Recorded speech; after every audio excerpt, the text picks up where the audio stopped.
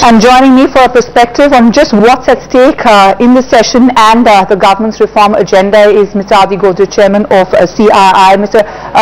Godrej, thanks so much for joining us. As CII President, tell me, how are you viewing the political developments in New Delhi and what's happening in Parliament? Well, we do hope that the Parliament session runs normally, and we do hope that some of the important legislation gets passed. It's extremely important for the country to see that the reform process, both where government can do it by their own decisions and where it needs parliamentary approval, both get approved so that the GDP growth rate of the country starts accelerating again.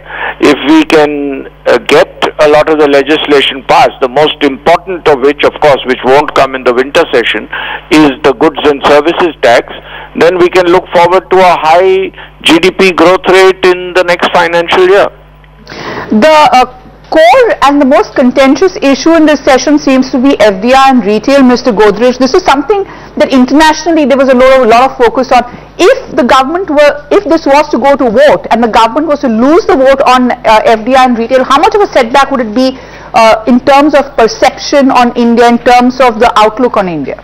I think the perception would be negative because, after all, first of all, this is not something that should need a parliamentary vote. And this is something that can get into a parliamentary vote imbroglio only if the political parties start threatening the government. And I don't think that should be how parliament should work. This is an executive decision. The decision has already been made. It has been notified.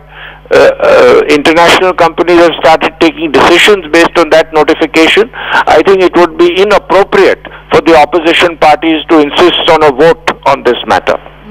If it does happen, Mr. Godrej, do you see it as something that will create a lot of nervousness, because it will just indicate how much how there is lack of support for FDI and retail, and any subsequent government could then change its stance. So is there a lot of nervousness around that?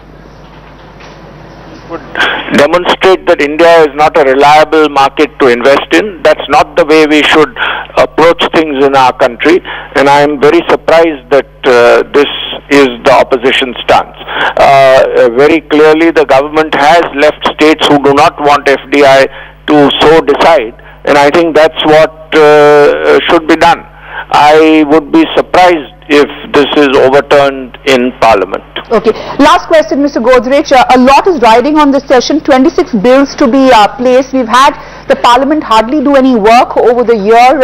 If they miss this opportunity, if this session is again, disrupted continuously, what does it mean for growth? Because do you think it will be a big setback? Because somewhere the RBI is also watching out for what the government does on the fiscal deficit situation, whether the reform agenda is going to continue. Do you think it will be a setback for the economy as a whole? It would be deplorable. I think the economy can get back on track quite well, and it would be deplorable if lack of political commitment creates an issue.